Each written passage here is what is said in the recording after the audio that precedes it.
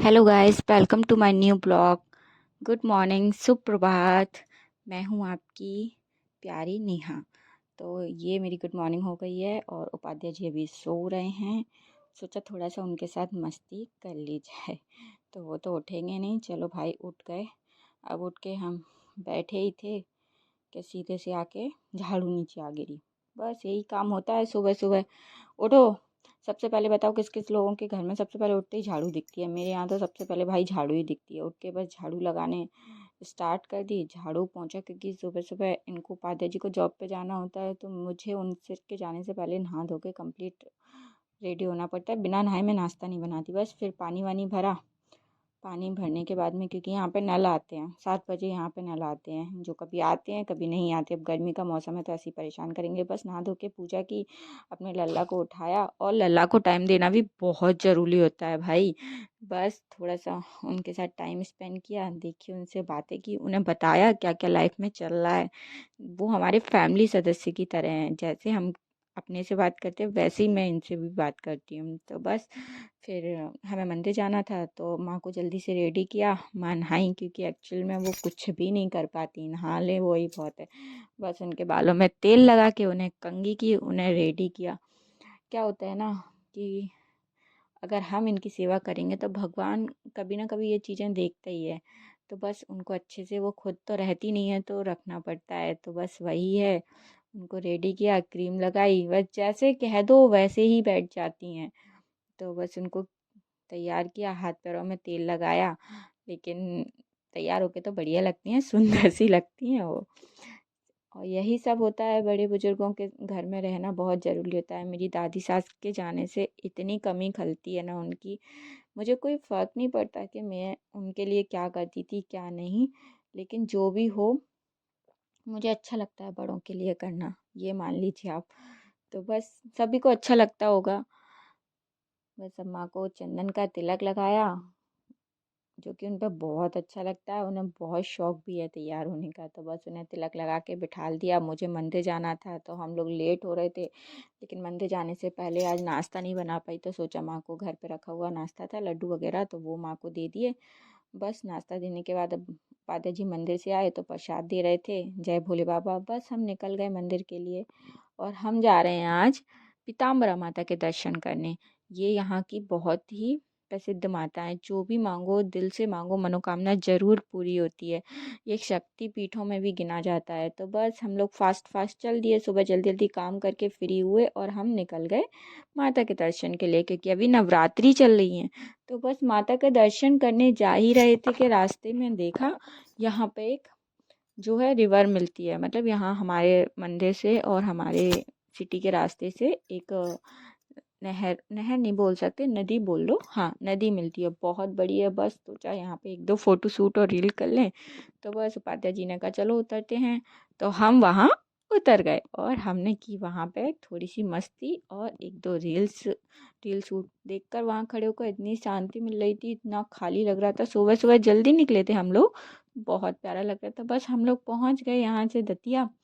दतिया का नज़ारा देखिए, ये बोलते हैं इसे लाला का ताल, और यहाँ पे ताल, बहुत ज़्यादा ताल है यहाँ पे। बस हम लोगों ने यहाँ भी रील शूट की और फोटो वोटो क्लिक किए। देखिए कितना प्यारा नज़ारा है, कितना अच्छा लग रहा है। बस पहुँच गए माई के दरबार में। ये है माई का भव्य दरबार, जहाँ हर किसी की मनोकामना पूर्ण होती है। बस आजकल बैड लक ये है कि आजकल कहीं भी बड़े मंदिर पे फ़ोन नहीं ले जाने देते। जो भी फ़ोटो शूट करना है, जो भी कुछ करना है, तो वो बाहर से ही करो। जय माई की। माई की कृपा सब पर बनी रहे, मेरे पूरे परिवार पे बनी रहे, सब खुशहाल रहें, स्वस्थ रहें, बस यही मनोकामना करती हूँ माता रानी से। बस हम दर्शन करके लौटे। फ़ोन तो गेट पे ही सबमिट हो गया था, वहीं जमा हो जाता है।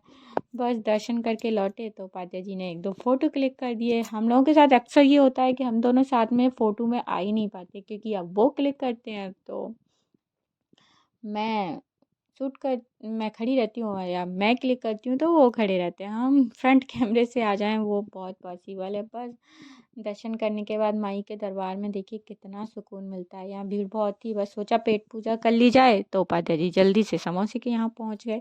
बस समोसे खाकर हम सोचा निकलते हैं घर के लिए, क्योंकि घर पे भी काम छोड़ कर आई थी, खाना भी नहीं बना था। तो बस जय माई की। माई अपनी कृपा बनाए रखे। बस आ गए हम लोग अपने शहर, और अब सोचा सब्जी वब्जी भी लें भाई, ये भी ज़रूरी होता है। तो मैं सब्जी लेने लगी। यहाँ पे पास में ही एक सब्जी मंडी है, जो शादी से पहले नहीं किया वो अब करती हूँ। तो बस सब्जी में देखा एक छोटा सा बच्चा सब्जी बेच रहा था, उससे बातें करने लगी, पूछने लगी भाई स्कूल जाते हो? तो बोला हाँ आज नहीं गया। मैंने कहा डेली जाया करो, ये काम मत किया करो। बस घर आके चेंज किया, चेंज करके लग गए अपने खाने पीने में।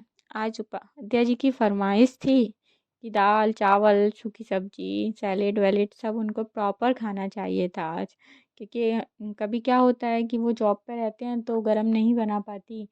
लेकिन आज उनकी छुट्टी थी, तो बस यही था कि आज प्रॉपर खाना बनाऊँ उनके लिए। तो बस फटाफट दाल फ्राई की, दाल में सीटी लगाई, फिर उसके बाद दाल फ्राई की। जैसे कि आप देख रहे हो, मुझे खाना बनाना बहुत पसंद है। मतलब कि मुझसे आप खाना कितना ही बनवा लो, मतलब ये है कि मुझे आलस नहीं आता खाना बनाने में। मैं क्विक फास्ट खाना बनाती हूँ। तो बस फटाफट ये खाना वाना रेडी करने के लिए बैठ गई थी किचन में। और हम लोग आते आते धूप हो गई थी। अब तो इतनी गर्मी हो गई है, इतना टेम्परेचर हाई रहता है कि पूछो मत। बस आलू की सब्जी बनाई, ऊपर इंडक्शन पे खाना, नीचे गैस पे। आप लोग सोच रहे होगे मैं नीचे गैस पे काम क्यों करती हूँ। देखिए मेरी सब्जी का कलर कितना प्यारा आ रहा है, आई मीन दाल का कलर। मैं चावल रख दिया कुकर में, आटा लगा दिया। आप लोग सोच रहे होगे मैं नीचे गैस क्यों रखती हूँ। एक्चुअली क्या है, अभी मेरा एक छोटा सा ऑपरेट हुआ है, तो बस ज़्यादा टाइम खड़े होकर रोटियां वोटियां नहीं बना पाती। बाकी सब्जी वब्जी जो है वो सब ऊपर ही इंडक्शन पे यूज़ करती हूँ, क्योंकि गृहस्थ जीवन में ये सारी चीज़ें देखनी पड़ती हैं। गैस का यूज़ कम करो, ये सब चीज़ें। तो बस आटे लगा के रोटी रोटी बनाना स्टार्ट कर दिया। सबसे पहली रोटी जो होती है वो मैं गाय के लिए बनाती हूँ। उसके बाद जो खाना होता है, सबसे पहली थाली मेरी लड्डू गोपाल को जाती है, और वही थाली का भोग लगा के मैं अपनी सासू माँ को देती हूँ। तो बस फटाफट पहले खाना बना के गाय गाय की रोटी निकाली। गाय की रोटी निकालने के बाद अपनी लड्डू गोपाल की थाली लगाई। उपाध्याय जी आज घर पे थे, तो बोला आप ही खिला दीजिए, आप ही भोग लगाइए उनका। तो बस उनके लिए, लड्डू गोपाल के लिए मैं हमेशा अलग से ही सब्जी बनाती हूँ, क्योंकि कभी कभी क्या होता है हम प्याज अवॉइड कर देते हैं, और कभी कभी प्याज डल जाती है। अब दाल में ऑलमोस्ट प्याज डलती ही है, तो फिर मैंने लड्डू गोपाल के लिए अलग से बिना प्याज वाली दाल बनाई थी। बस रोटी वोटी सेक लेते हैं, फिर खाना खाते हैं, क्योंकि आज काफ़ी लेट हो गए हैं। मुझे भी भूख लग रही थी, और नाश्ता भी आज सुबह नहीं किया था क्योंकि मंदिर जाना था। बस खाना खाने रेडी हो गए, ये सब लोग बैठ के खाना खा रहे हैं। हम लोग मोस्टली साथ में ही खाना खाते हैं। बस अब शाम हो गई, शाम का बाकी जो काम है वही करते हैं। ये देखिए मेरे उपाध्याय जी टेंशन में है। अब आजकल इनकी टेंशन ही समझ नहीं आती। Thanks for watching my new blog. Bye bye. Like and share और सब्सक्राइब करना बिल्कुल भी मत भूलिएगा।